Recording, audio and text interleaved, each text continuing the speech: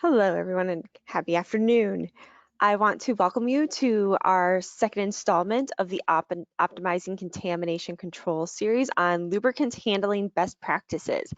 Today, Evan Zabowski will be presenting, and he has deep experience in the fluid analysis industry.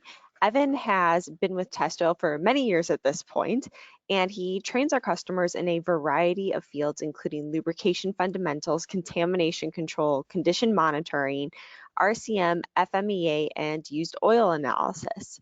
Uh, the training is often geared towards the CLS and OMA1 certifications from STLE and the MLA and MLT certifications from ICML.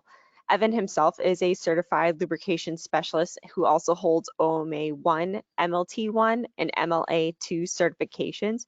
His many professional achievements over the years include significant contributions to STLE, such as being named the editor of TLT, which is the STLE magazine in 2009, and he has been nominated to the STLE prestigious board of directors.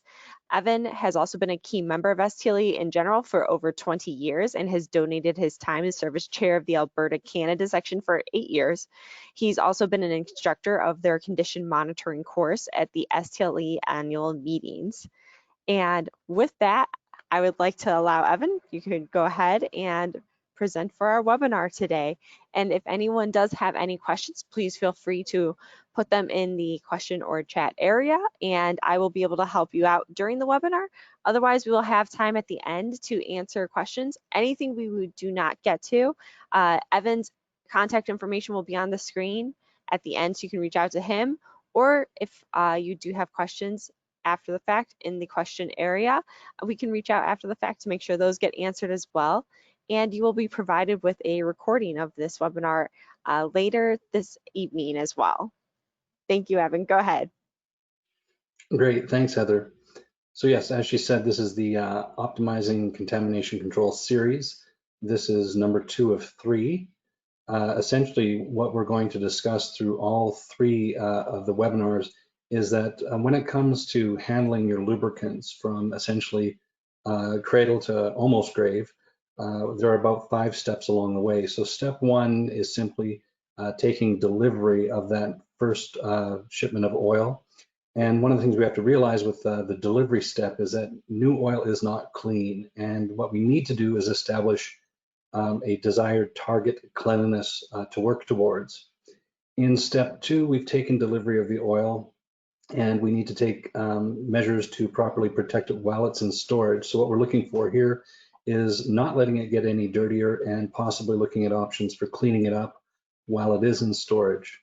We will also look at handling of lubricants out of storage, getting them to the machine. And again, the same sort of thought process comes into play. How do we keep them from getting any dirtier? What can we do to clean them up along the way? After we've taken the oil to the machines, we have to look at what we call exclusion, or what most of us would refer to as breathers.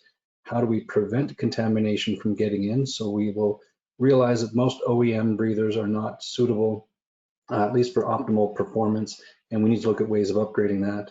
And the last step, known as conditioning, is how do we remove contaminants from the oil. And from there, we're going to, of course, work towards that original target cleanliness that we set in step 1. And if we haven't yet achieved the desired cleanliness, this is when we're going to do it. So part 1 of the webinar was step 1. Where we are now is on step 2. We will discuss storage of your lubricants, and then we'll move on within this webinar to handling as well, and we'll leave the last 2 steps for the last webinar. So with that, when you take delivery of your lubricants, you must consider storage as part of your contamination control. And one of the most obvious steps towards that is good housekeeping, right? The picture on the left is clearly reasonable housekeeping. Things look nice. You would have the assumption that the oil is in good shape. The picture on the right, however, would lend you to believe that if the drum is looking corroded on the outside, there's a good chance it could be corroded on the inside, and therefore that's contaminating your lubricants.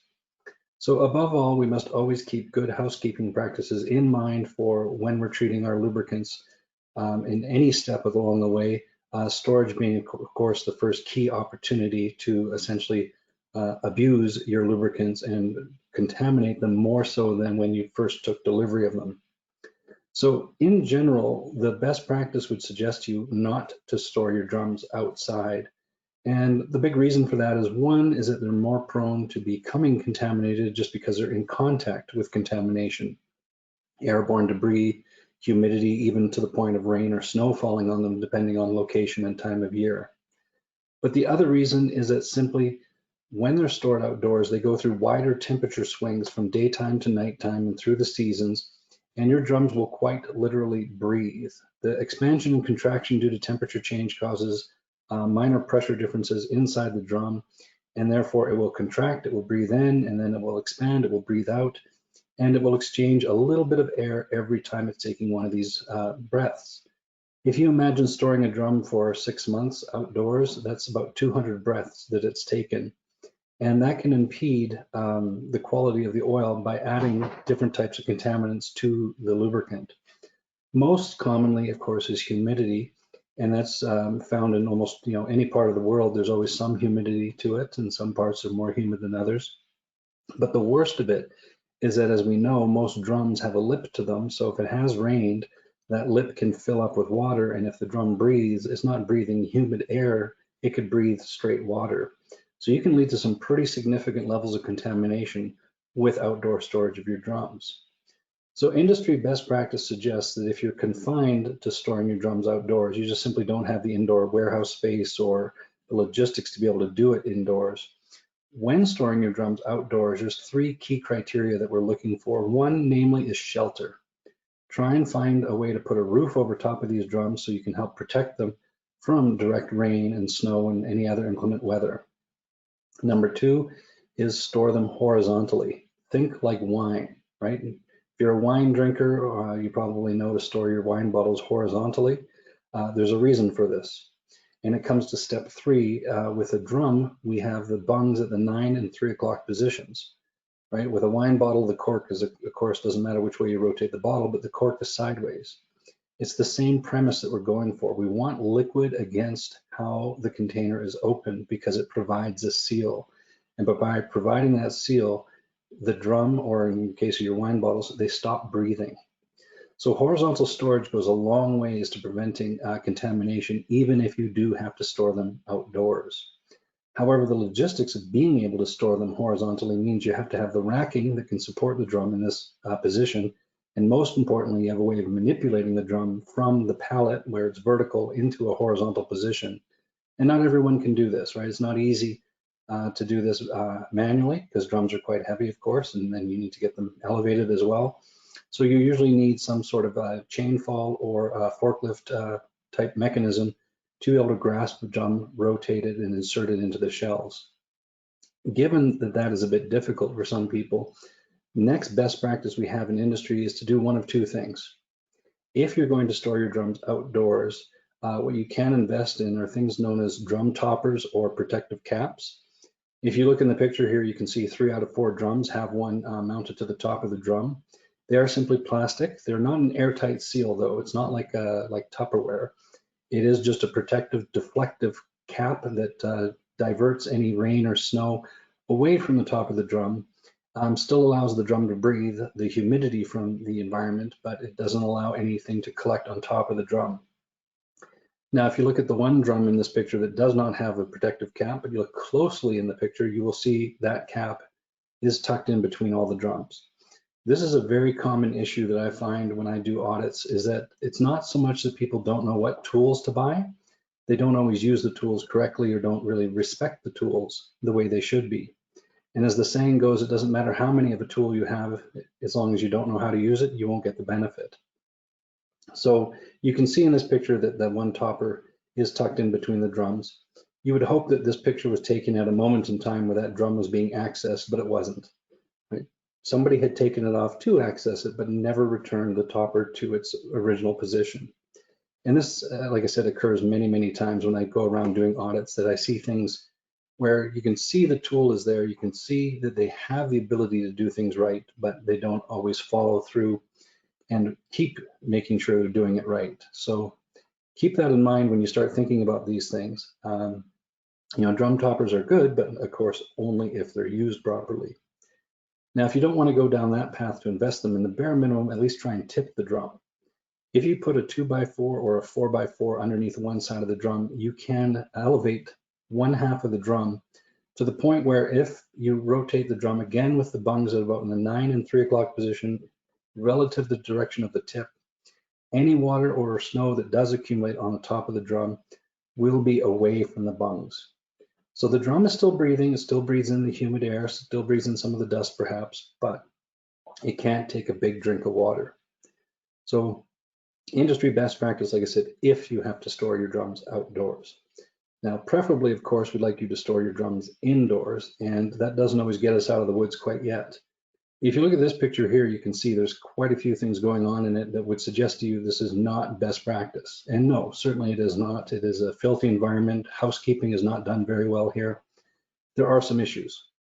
However, if you look closely at the one drum, it's kind of in the center of the picture, the one that's open, there's only one minor change that we need to do to this system, and we could actually look at this with a pretty positive attitude.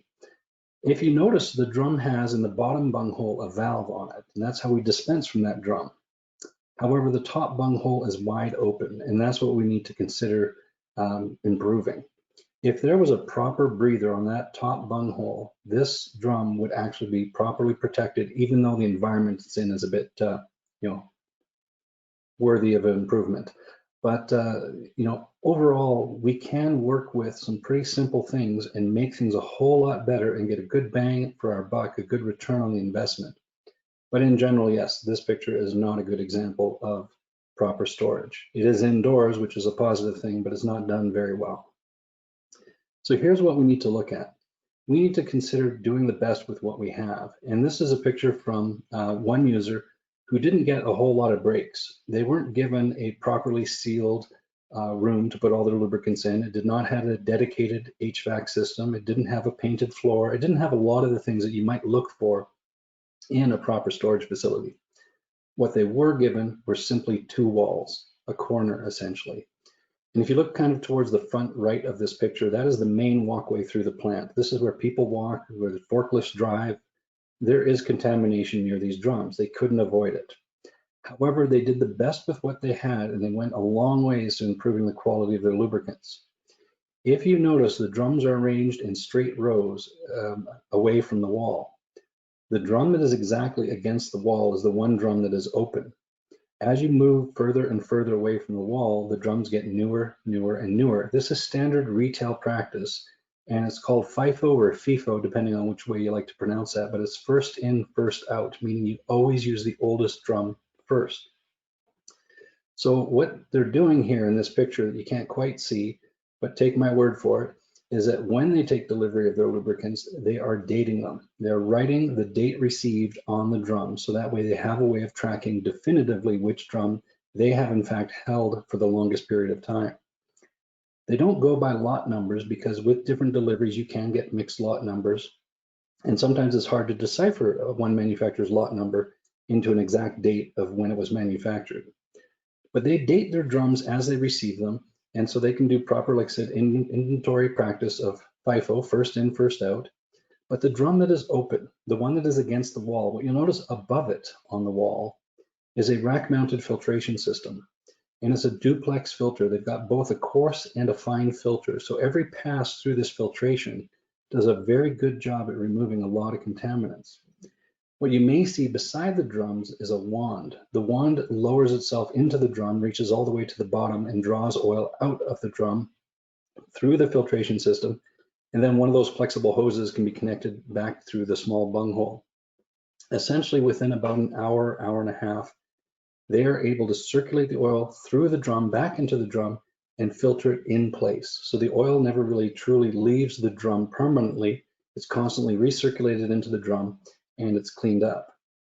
Now, this particular customer does this, like I said, for about an hour and a half tops, and then takes a sample. They send the sample into the lab. They get a report back confirming it has reached their target cleanliness. They also write down this date and this report number on every drum.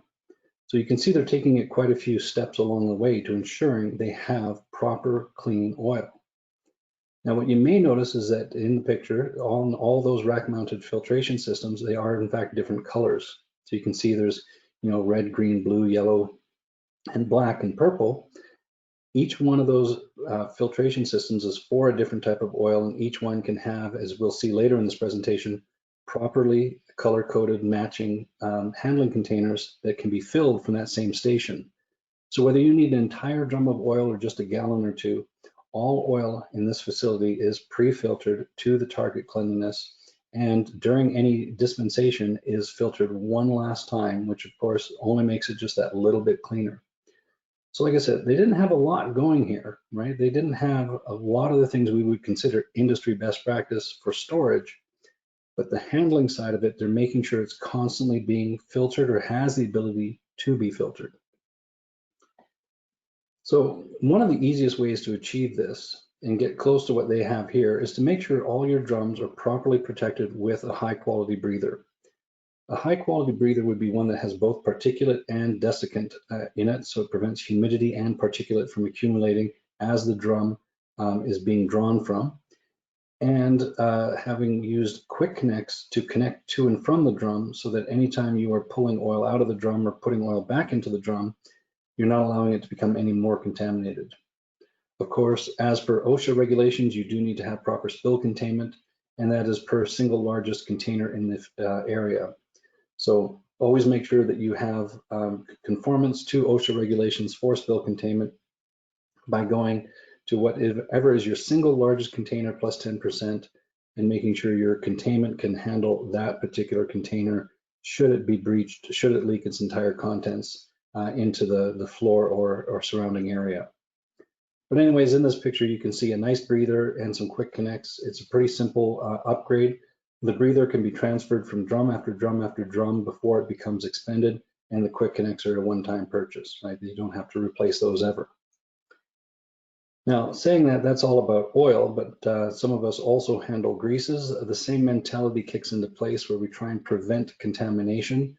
And that, of course, is by keeping our kegs of grease sealed at all times. When we're not using them, they should be sealed, unlike this picture here where you can see it's been left partially open.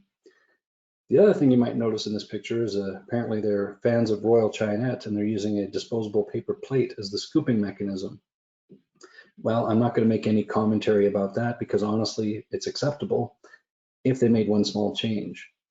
Whether you're using a scoop or a plate or even just a big latex gauntlet style glove to scoop grease out of your kegs and put it into whatever it is you're filling your grease pots or your grease guns, the idea is that tool should be kept clean as well. And so we can do two birds with one stone here by saying, look, we should make sure that keg is sealed when it's not in use. Put the lid back on properly and make sure it's sealed. However, the other thing we should do is toss the tool in there, right? It would be easy to say best practice should tell you to replace the tool every time or store the tool in a way that's clean by putting it in a Ziploc bag or something along those lines, but you know that's not going to happen. People are not going to go fetch a new plate or a new glove every single time they need grease, and people are not going to put a big greasy gobby, glove or plate inside of a Ziploc bag each and every time. That will eventually fall apart. So, easy solution is just store the tool in the grease. It's going to get covered in grease anyways. As long as it's stored inside the drum and the drum is sealed, it's not going to get any dirtier than the rest of the grease. Right? Look for the practical solutions where you can, because there's not always a need to go to that, nth step of, best practice. And that's one of the things I always say about trying to make improvements is, little baby steps get you a lot of improvement. But the other thing is sometimes we set the goals far too high. And I don't like hearing the words world class thrown around too much, because world class really means at the top of their game. And many of us will never achieve world class in a reasonable time frame. So we need to look at the practical steps. And the practical step here is store the tool inside the drum. Goes a long ways. But saying that, with grease, sometimes we just deal with cartridges. And again, a lot of things exist for a reason. And when you buy cartridges by the case, you will see on the box, there are arrows on it telling you which way to store the grease cartridges. And the point being is that they're supposed to be stored vertically. And if you've ever pulled a grease cartridge out and tried to drop it back in the box, you should always make sure that the cap that can be opened is the one at the top, that you don't drop it in upside down. That is proper storage of a cartridge of grease, is vertical with open cap, or the cap that can be open, that is to say, nearest the top. We don't like to store them horizontally, as they may have a tendency that there is a little oil separation from the grease and it could leak out. And we certainly don't want to store them upside down, because then definitely that would happen. So there you go, just a few tips to give you an idea as to how do you properly store your lubricants after you've taken delivery of them. The bulk of the presentation, though, we want to focus on the handling aspect. So this is where we're at step 3. What can we do as we need the lubricant to take it out of storage and bring it to the machine? What must we do to ensure we don't allow the fluid to get any dirtier, and what can we take as extra steps to clean that up along the way? So within this section, we will talk about proper handling containers, as well as opportunities to filter the lubricants. So with that, just consider there are a few different ways of handling lubricants. With storage, we have options like these ones here, where you can have compartmentalized storage for each individual lubricant. So as you receive your pails or your drums or your totes of oil, you can empty them into storage facilities like this, and you can see there's color coding on them. Each one has its own filtration system. Each one has its own breather. With these, it allows you the opportunity to filter the oil as you fill the storage containers. You can filter it while it sits in storage, and you can filter it again once it exits storage, so while you're dispensing. Now, these can get a little bit more expensive, and I'll show you on the next slide, but just something I want to quickly point out while we're looking at this example here is that you can see that at the bottom there are filter for each of the compartments. It's not uncommon to see these things set up in such a way that every compartment has its own filter, every compartment has its own hoses. What you don't always see is that every compartment has its own pump. And this is not a big problem. You will need to waste a little bit of oil each time you switch over from one compartment to the other, because you should just throw away that little bit of oil, because it's going to get cross-contaminated. But there's been, from time to time, I've seen an arrangement similar to this one here, and they have each compartment with its own filtration system. They only have one pump, but then some people really cheap out and they only get one set of hoses. So now they're transferring the hoses, which are fairly easy because it's usually done through quick connects, but they're unclipping and clipping the hoses from one compartment to the other. And that takes place, you have to waste a couple of gallons of oil each and every time you switch from one lubricant to the other. And if you don't, you have to consider significant cross-contaminations happening. So it's just, again, one of those little things, we don't have to go all the way to world class, but we do need to consider what's practical.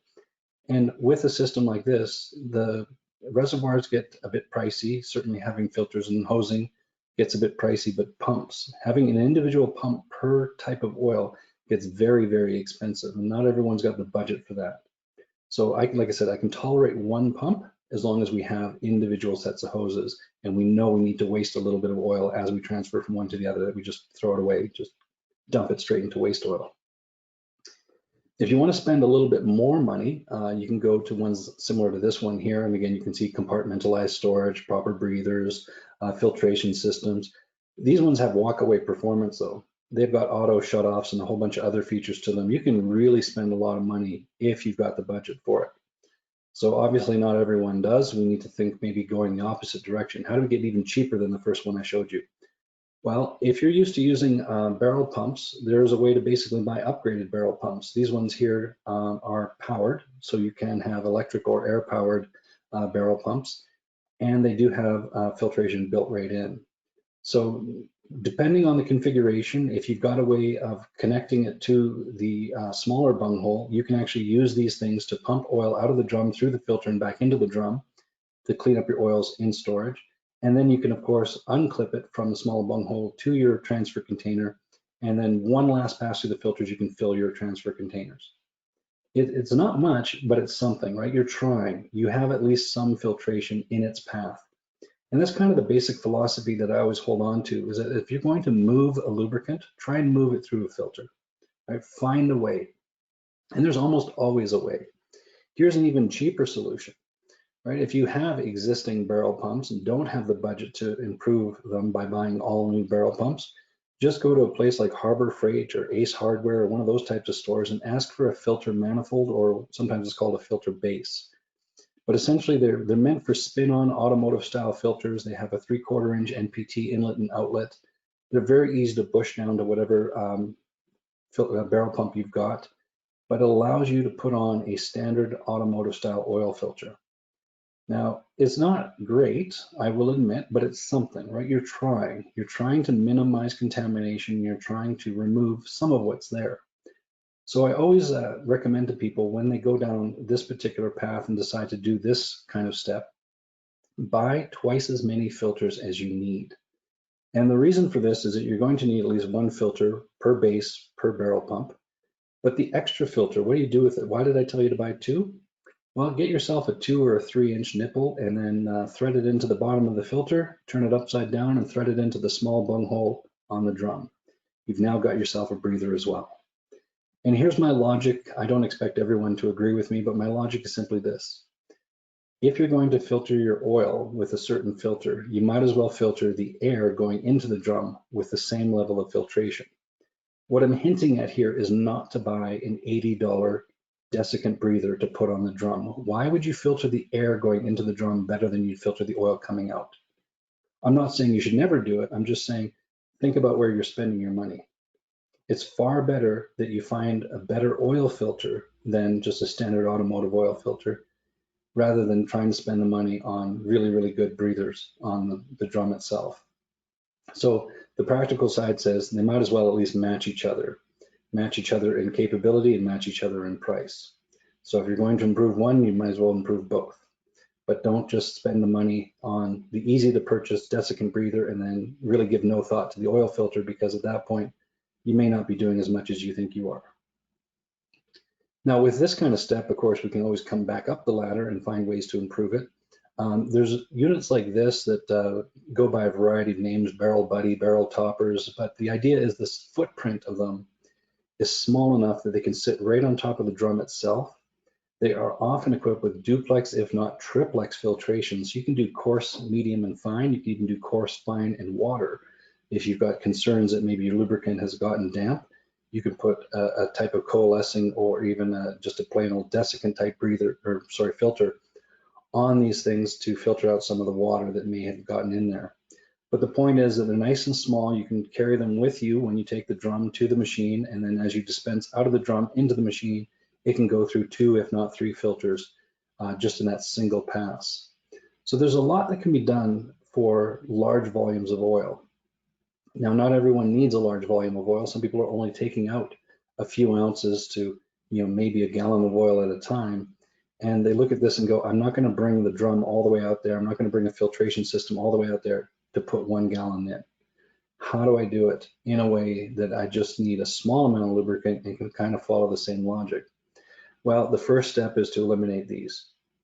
All right, anytime you see a type of oil transfer container that is visibly dirty on the outside, open to the atmosphere, you should consider not just upgrading it, throwing it away. Make sure it doesn't exist on site. Get rid of them, crush them if you have to, whatever you need to, make sure they're gone, because as long as they exist, people will always go back to them because they're very easy to use, right? It's quick to fill, quick to dispense. It's easy, but easy isn't, of course, always the right answer. With these, they can become very contaminated because they're absolutely open to the atmosphere. They're always going to be, of course, oil wetted, and they become essentially dirt magnets. And that goes for the funnels that you may use as well. Not everyone's aware of this, but there are several companies out there, and I'll point out the easiest way to find them is places like Amazon. They sell disposable funnels. They're made of wax paper. They can handle oils, but if you use them once, you throw them away, right? Just throw them away with your other oily waste. So if you have the need for a funnel, don't go to watering cans like you see here with the long, skinny little spouts to them. You can still use a funnel if you have to, but go away from these kind of situations where the tool just gets dirtier and dirtier with each use, never mind the ability to cross-contaminate from the previous oil to the next oil. So at that, we should always look for proper storage containers. And One of the comments I always make about proper storage containers, just to address a point some people have raised, is, what about plastic over metal? And most people hear the recommendation is to go to plastic. And some people don't hear what's the negative about staying with metal. This was published about 20 years ago. And though the book that it came in has been updated twice, the statement's never been modified. So you have to consider it's probably, either reasonably true or at least was valid 20 years ago. But the comment is that with metal containers, when they're galvanized, the zinc in the galvanization can react with the additives. Now, I'll be honest and say I've never seen this reaction. I've never heard of this reaction. And I find it a bit questionable because we actually make additives with zinc. Your anti-wear additive is quite commonly a zinc-based additive. So I'm not so sure where this statement's coming from and how valid it is across all oil types. But it is a commentary that has been made that a lot of people hold on to and say, avoid metal containers. So with that, what is a proper storage container? What does it look like? It's not just that it's plastic, it's got to have a little bit more to that. So kind of the three key criteria that you go for with a plastic container is, number one, it's sealed, right? Most metal containers don't have a sealable lid to them that are open to the atmosphere. Plastic ones have the ability to be sealed. They also have the ability to be color coded, which is nice for identifying the lubricant and matching it to the new oil and matching it to the machine to make sure that you're getting the right oil into the right machine. But number three is that they often are opaque or semi-transparent. So in the bare minimum, you have a visual on the oil if it looks like the same oil that you expect it to be, right? If it's golden color or if it's an orange color, whatever it happens to be. So those are kind of the three key criteria that you'd be looking for. The fringe benefit you get with these is they're often spouted. So they eliminate the need for funnels because essentially at the end of the spout is a quarter turn valve that you can open and close. You can essentially lift the jug up, get it into position over top of the filling hole, and then open the spout. So they're not very messy. They're quite good. Now, when people see these, they of course usually fall in love with them quite quickly and can think of a lot of uses for them. And that's good, but on the other hand, sometimes it goes a bit too far. And I've definitely been on sites where I've seen these things repurposed. There was one site I was at, somebody used a really small version of these, a little half-pint version, as a salad oil dispenser in the cafeteria. So I was kind of, a bit taken aside by that one. But the worst I ever saw was at one facility. I'd seen these things used as a mop bucket. And when questioned, the person who was using it as a mop bucket, because they had one of the bigger ones, he said, "Why are you using this, for mop water?" And they said, "Well, it was great because if you filled it up with soapy water, jammed the mop inside of it, as you pulled the mop out, the opening at the top of the jug was just tight enough that it basically squeezed the mop for you. So you didn't have to wring it out." And that kind of pointed out a very, very big flaw with the design of these jugs is that they have essentially about a 5-inch opening. You have to remove the cap to fill them. And so people have pointed this out and said, hey, as much as they get right, as much as they're sealed when you're using them, they're not sealed when you fill them. And that is a valid point. And to those people, I say, good for catching that. How about you look at this version? There's another manufacturer out there that isn't as widely known for making them, but is very popular as well in some of their other products. Their version has the same three criteria. They're sealed, they're transparent, they have the ability to be color coded, but they add in quick connects. You do not have to remove the lid to fill them. So if you've already put quick connects on your drums or quick connects on your filter dispensing tools, you can fill your jugs directly from them. You'll also notice it has a much higher quality breather on it than just a little rubber valve like the other ones have. So it's a much more improved design, and so I really like these ones for people who are trying to go all the way with their lubricant handling practices. But the idea is that with these jugs, you're minimizing contamination because they are sealed. You're hopefully getting the right lubricant there because you have the ability to do a bit of a color match on the visual of the oil through the transparent container.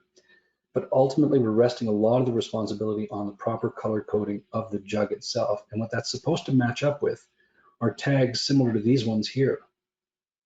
What you do is you're supposed to tag your new oils with a color, and you're supposed to tag the machines that get that type of oil with that same color. And of course, anything else in between is color matched as well. So things like these transfer containers.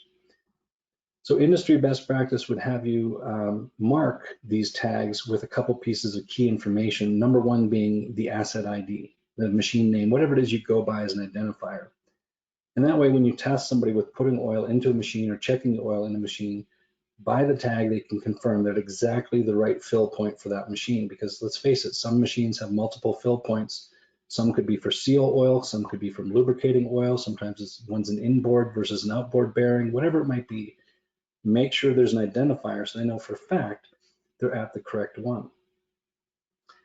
Not only this, but you should have the lubricant name. So this way they have, again, another check on, am I putting the right lubricant there? And the third thing is the quantity. Not the quantity they're adding, because of course that's variable, but the quantity that's at least estimated to be in the system. The point being, you do not show up with a half pint jug to fill a 500-gallon system, but nor do you show up with a gallon jug to fill a 1/8 gallon pump. You want to make sure they have a rough idea how much oil is there, so they're not going to add too much and they're not going to be coming up short. That you have a jug that's appropriately sized for the type of top-ups or oil changes you may be doing. So with those three key pieces of information on one tag, kind of an industry convention is that the color is simply for the type of oil. Is it a gear oil? Is it a pump oil? Is it an R&O oil? Whatever it might be that you use as identifiers. A shape is added to give you a bit more flexibility with the number of products you may have on site. So the shape identifies the grade.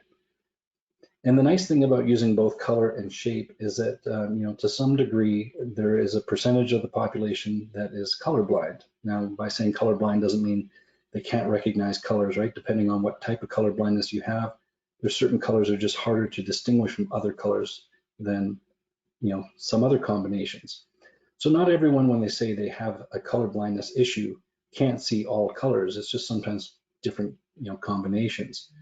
So having shape and color allows people to rely on the shape to some degree as well to help them see if they're grabbing completely the wrong jug to that machine. Now, with this, again, speaking about oil, it doesn't just stop there. Greases fall into the same category. That we still can follow those same three key criteria. Now, a grease cartridge is inherently sealed anyways. So sealed is not something we're adding to the mix here, but we can add in transparent and color coded. There are ways to modify your grease guns. You don't have to purchase all new grease guns to do this. You can buy just the barrel and it'll thread in as long as you know what brand grease gun you already have. You can buy the right barrel to thread it right in, color coded, and they are clear. You can read the packaging on the cartridge, so you can confirm this grease is the grease I think it is. And again, the idea is when you start color coding things that you're always matching it up to tags, and the tags could look something like this. As you see on the left, very similar to the oil ones I showed you, but the tag identifies the machine or asset ID, so you know exactly what machine you're at. But in this case, when you list the lubricant and its quantity, the quantity is actually referring to how much you should be adding and at what frequency. So if it says, 6 shots every 6 months or whatever it happens to be, right? You don't need to know the bulk grease capacity. You just need to know how much am I adding at this moment in time if you're following a, just a prescribed greasing schedule. Obviously, the ways to go better than this would be to start looking at either, ultrasonic greasing or similar, and greasing on demand rather than just, on a schedule. But point being, matching the grease gun to the point helps minimize the amount of proper greasing that will be done with the wrong grease or with the wrong amount. So it's not foolproof, I admit. That's the whole thing about foolproof, right? Is we always joke that as soon as we design a foolproof system, we just get a better fool to come along. So we always have to try and stay one step ahead of them and try and minimize the number of steps they need to do to get the wrong product into the application or the wrong amount into the application. So one of my other comments that I make to people who have a lot of issues with the incorrect grease getting into their systems is consider swapping out the Zerks with buttons. A button style fitting like you see on the middle of the picture, I guess it's the right-hand image, left-hand side. The button style cannot be greased with a Zerk style grease gun. It's not to say you can't buy an adapter, but most people don't carry the adapter, so that way the standard grease gun simply will not mate with it, will not put grease into it. The Zerk you can leave for the less problematic greasing applications, and maybe you can tolerate a little bit of incorrect greasing, or at least try and train it out of people to just simply put a grease gun on every nipple they find and pump grease until they feel resistance. We want to make sure they put the proper amount of grease in. We want to make sure they put the proper grease in. Color coding is just one way to try and help that. Of course, training goes a long ways to really making sure it implements well. One of the other steps we can take is go right to auto lubers, right? Eliminate the manual aspect of people putting grease guns on things. Get an auto luber and all your problems go away, or so we think. Problem with auto lubers is they're not walk-away performance. As much as we install them and think we never have to think about them again, you do. They are great because they dispense at a constant rate. They're able to deliver clean grease. They're sealed. I mean, there's a lot of positive things going for these things. However, as I like to point out, they don't change their own batteries. They don't replace themselves. They don't refill themselves either. So you definitely have some shortcomings here that you do have to visit them from time to time to make sure they, one, have grease in them, two, are dispensing grease, and three, most importantly, the grease is getting to where it needs to. I was at one facility and I was doing an audit and I was checking these things out, and there were many applications of them, and it was great. It was nice seeing them. And the ones they were using were battery powered. Now, for those of you who don't know, a battery powered auto luber has a strobe light on it, and that strobe basically flashes about once every 30 seconds to tell you it's still working. So as you walk around the plant, you should see, the brief flash of light every now and then tells you that one still has a good battery in it. Well, there was one of these that I came to, and it was about 6 feet off the ground. I could not see the top of it from where I was standing. So I thought I'd get creative, and I held my hand over top of it to see if I could see the light reflect off my hand. I thought I was being clever. And I blinked while I was doing it. So then I was like, geez, did I blink while it was flashing? Did I miss it? What's going on here? So I tried to be really careful, and I did it again, put my hand up there, and I was like concentrating, don't blink, don't blink. But one of the lights behind me was, the ballast was going, so there's kind of a flickering light in the room anyways, and I was like, oh, good grief. Well, let me just check it, sort of the most obvious way. So I grabbed the auto luber, undid it, and as soon as I pulled it down so I could look at it, get a proper eyes over top of it, look at it. As soon as I broke that connection to remove the auto luber, about 18 inches of grease backed itself out of the hole. And, in fairness, the auto luber's batteries were good. In fairness, the auto luber was dispensing, right? Every time they visited that auto luber, the plunger was lower than it was the time before. However, what nobody checked was if that grease had somewhere to go. And clearly at the other end, wherever the bearing was, either the bearing was, for all we know, it could have been a shielded or at least, maybe even a sealed bearing they were trying to pump grease into, or the purge wasn't open or something, but that grease wasn't going anywhere.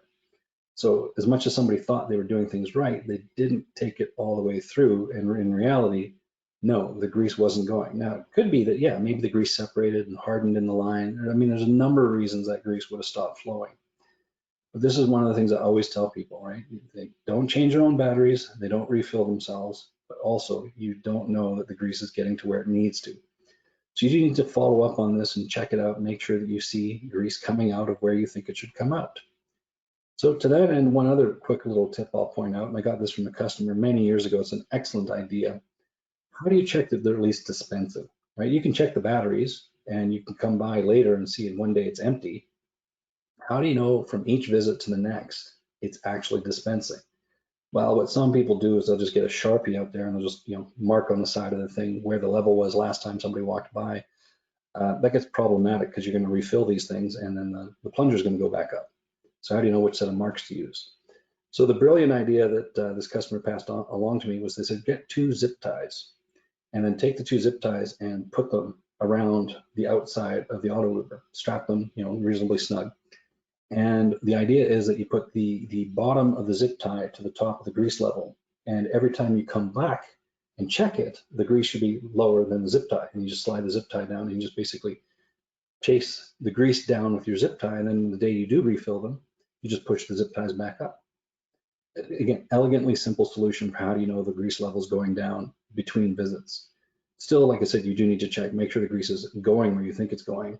There's not just dumping out on the floor somewhere where it shouldn't be, or that you're simply pressurizing the system because you haven't given the old grease a way to get out of the system. And that's kind of where I lead us to in terms of just showing you now the picture that goes with all this, is that many times, people will install these things, and like I said, think of them as walk-away performance, as in I never need to check this. 6 months of don't worry about it.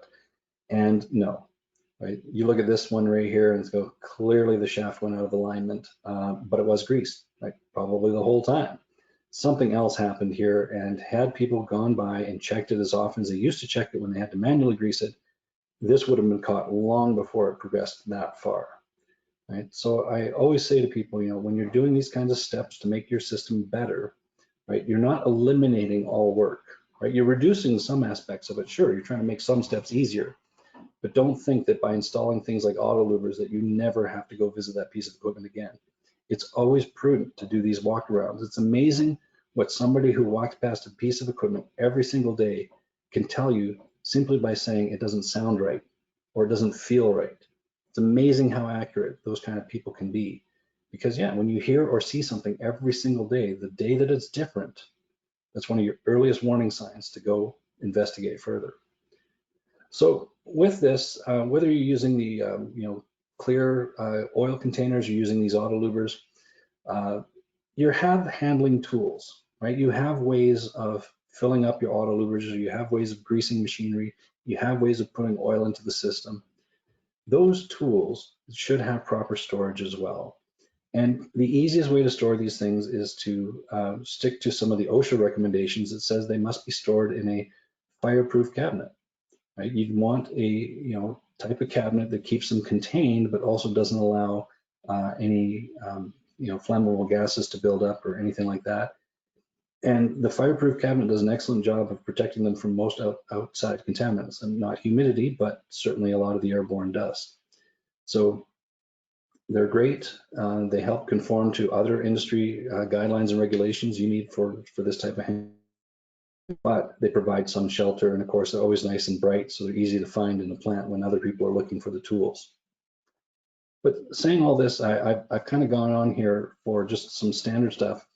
How I wanted to finish the presentation was just to rattle off a few other ways of handling lubricants. And it's not always about pouring oil into a machine. Right? That's if it's splash lubricated and has a reservoir. There are a number of other little ways of adding oil, and so I just wanted to zip through these real quick and just have a few pointers along the way. So this section will be kind of speedy here, but it's just to take up the last 5-10 minutes of the presentation, just so we know, well, what if we're not using a standard splash lubricated or circulating type system? How are they lubricated? So generally speaking, they fall into two categories here, that we have what's considered a once through system, or we have what's considered some type of circulating system, which is where splash falls in. And it's on the once through systems I wanted to focus, because these are the ones where the lubricant is dispensed by some type of mechanism and is not recirculated, not reused. It's once through the system. So just a few tips on these. One of the first ones here is what's called a drip feed. It's because it literally feeds drips. It drops oil at a consistent rate. You can adjust this with a needle valve, but it just drips at a constant rate. And so you can really control how much lubricant goes in, how quickly. And as fantastic as these things are, in that they're very fine-tuned for their settings, they never shut off. They're not intelligent enough to know when the machine's running or not running, so they will dispense constantly. So it's great for a continually operated piece of equipment, not so great for intermittent use. Funnily enough, if you do have an intermittent use, you want to go with a simple bottle oiler. These things have no needle valve, no setting on them. They just have a little sliding pin. Basically, it's like a nail, and the nail sits in a hole. And as long as the nail sits in the hole is sealed. But if there's vibration, the nail bounces in the hole, and when it bounces up and down, it allows the hole to open a little bit. So it acts like a valve. And what's amazing about these devices is the more the machine vibrates, the more the valve opens and the more it lubricates. As soon as the machine stops, it closes.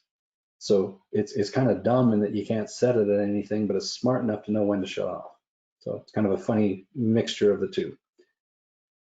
Another way of doing things is to use wicks. A wick feed is a standard bottle style oiler, but rather than having a sliding pin act as a valve, it just uses a piece of wick material to feed right to, and you can see in the bottom right picture there, right to the shaft or bearing housing. And as the shaft rotates against the bearing housing. There's a piece of wick there. Now in this picture it's been threaded up so you can see it, but it normally would be flush. And the shaft will wipe the wick dry, and then by capillary action, the wick will re-wet itself. So again, it only lubricates as much as is being demanded of the system. So as simple as it looks, it's actually quite intelligent. One of the worst ways to lubricate, though, is by hand, manually. Walking around with a little oil can for several reasons. One is that it's not clean oil, right? It's probably contaminated. It's hard to keep these things clean. They're vented to the atmosphere. The tips need to be wiped at all times.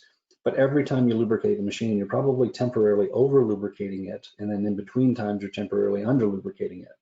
So you're really kind of going back and forth, back and forth. It's not a consistent way of lubricating. It's definitely considered one of the sort of old school ways of doing things. But hey, some of us work in older facilities where that's how it was set up in the first place. But you should probably look at some of the other tools I just showed you for ways of overcoming that. For those of you who deal with air tools, one of the key things we always need with the air going to the air tools is a lubricant. And to help supply that lubricant, you should consider an FRL arrangement, a filter, a regulator, and a lubricator. The lubricator dispenses a set amount of oil at a constant rate. The regulator controls the air going to the lubricator to make sure there's a constant amount of air so that you get the right ratio. The filter is just to help remove any particulate because you don't want to be introducing particulate to your lubricant. This is not to be confused with a different way of mixing air and oil, and that is to use air as the delivery mechanism for oil. It's what we usually refer to as an oil mist system. Oil mist systems are very, very low consumption rates for lubricant and provide that standard axiom that we have for how to keep a piece of equipment running. The axiom being that your lubricant should be kept cool, clean, and dry. If your lubricant never recirculates, it never picks up heat, so it's always cool. If it's brand new lubricant every time, it's been pre-filtered, it's always clean. And again, if it doesn't recirculate and it was filtered and protected, it's also dry. So this provides nice, cool, clean, dry lubricant at a consistent rate and basically fogs or mists the machine parts with a thin, thin layer of lubricant.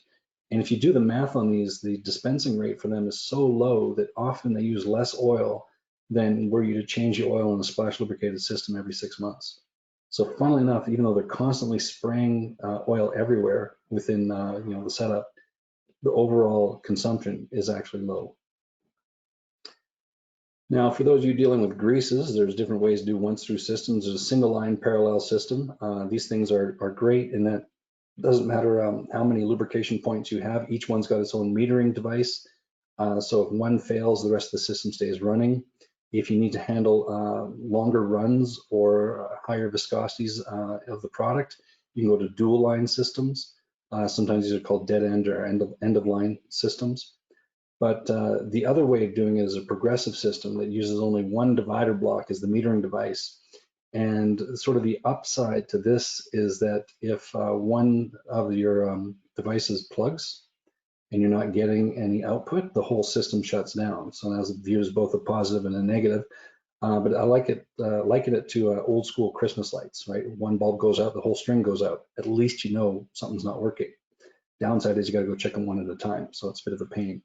But the parallel systems, you can have any number of the outlets go down and you wouldn't know because the rest of the system will stay up and running. So it's kind of the difference between parallel and progressive. But just to wrap up here, just a few notes on if you do have a circulating system, if you are reusing the lubricant, when you're using your constant level oilers, obviously you should set them at the right level, halfway up, the lowest rolling element, wherever it happens to be. But one of the things, and I'm showing you in this picture here, make sure you install them on the correct side. A lot of people don't realize there is a correct side that they're supposed to go on. It's not just if they're right or left-handed. It's so that the oil is being pushed towards the lubricator. You want to make sure that when this thing lubricates, when this thing actually dispenses, it's because the level is actually low, not just has been temporarily pulled away from the lubricator from a cold start. So make sure that you consider the direction of rotation when you install these things so that the oil is being pushed towards the lubricator. The other thing that you see in this picture, and this is worth considering, is that there's a rigid line mounted from the lubricator to the breather hole, and that way it ensures that any air that needs to be exchanged between systems is the same air at all times. It doesn't breathe outside air anymore. And this can really help minimize contamination, especially in some systems where there's a lot of process-related dust, airborne contaminants. It really helps minimize contamination building up within these bearing housings or whatever it is you're using them on. If you were to use a ring lubricating system, always make sure the level's set correctly. If you set the level too low, it doesn't pick up enough oil. If you set the level too high, the ring doesn't spin. Therefore, you're still not providing enough oil. So the general rule of thumb is about 1/8 to 3/8 of an inch from the inside of the bottom of the ring. And this will vary according to the speed at which the shaft rotates and the viscosity of the lubricant that you're using it on. These rings are often called flingers, ringers, different names that they go by because of the way they operate. There's a similar type of mechanism but uses a piece of chain. Just has a larger surface area. It's good for picking up a bit more lubricant. Now, that's not to be confused with chain lubrication, which is actually lubricating chains for those of you who may be working in a manufacturing type facility where you have this as sort of your conveyor process. When you have chains, you should always consider the lubricant only needs to be added to the pins and the rollers. It will indirectly lubricate the sprockets. So you don't need to be putting lubricant directly on your sprockets. In fact, that's lubricating one of the least required areas of the chain. If you want longevity of your chain, don't want it to stretch too much. You want to protect the pin roller area, make sure it's properly lubricated and doesn't wear. Getting towards the end here, some of you may have collars similar to a ring or a chain, and that it is something that's mounted on the shaft and that picks up oil and carries it elsewhere. The difference with the collar, it's a lot wider and usually has a wiper that it rubs against to stroke the oil off the collar and then send it to other places within the machine. And to that end, I mean, that's essentially what splash lubrication is trying to do without the physical contact with a secondary part. It just uses directly parts within the machine to grab the oil and fling it everywhere. So often a gearbox is a good example of this, or bearings in a pump. Lowest part of the machine hits the oil and then splashes it everywhere else and then gives everything a coating of oil. It's one of the most common forms of lubrication that we know of. My last comment here is just on circulating systems. One of the common questions is, sort of, what do you need for a circulating system? And of course, the key thing that everyone needs is a pump. That's the whole thing is going to do the circulation for you. And if you have a pump, you need some place for it to draw from, so you will need a reservoir or a sump. The third piece that we need that is kind of a bad assumption. A lot of people assume you need piping because if you're going to connect a pump, there must be piping. And that's why I chose this picture of an engine, because it shows you that no, you don't need piping. Internal galleys can funnel the oil directly to where it needs to go. The one thing you should probably need on a circulating system is kind of the benefit of having a pump is that now you have an ability to push the oil, so you should have a filter on that system. And that's what we look for in circulating systems, is the ability to circulate the lubricant provides us with better cooling, but also another ability to add a filter somewhere along the way. So usually right on the pump output, we can put a filter and we know we're pushing oil through the filter before it goes to the machine parts. And then again, we're only trying to take steps towards making the lubricant cleaner. So with that, that's kind of my setup for part 3 of the series when next we meet, because that is where we'll discuss filtration. So with that, I'll end it now because we're almost right out of time here, but I will turn it back over to Heather to see if we've had any questions along the way. But I do thank you for listening to the webinar, and please sign up for the next one. Evan, thank you very much. It looks like we have time for about one question. We have a couple minutes left. And question we have here is, can we use any type of oil in chain lubrication? No, not any type of oil. I mean, it's going to sound like a sarcastic answer, but it isn't. I always tell people products have names for a reason, right? And so there are oils called chain oils, and it's partly due to the additives that are in them that we give things different names. And one of the things we want in a chain lubricant is a low viscosity so it can penetrate, so it can get into the pins and rollers. But on the other hand, too, it has some tenacity. It's got some tackiness to it to stay present. So it just doesn't like WD-40 is a good penetrant, but would just run right through the system. Mm-hmm. Chain oil has been additized properly to have an ability to penetrate, but then stay put. So it's not just rinsing itself constantly. So yeah, you should look for properly marketed chain lubricants to lubricate your chains, not just standard industrial oil. Mm-hmm. Great. Well, thank you very much for sharing your knowledge and your time with everyone today, Evan, and we will see you next time. All right, thank you. Take care.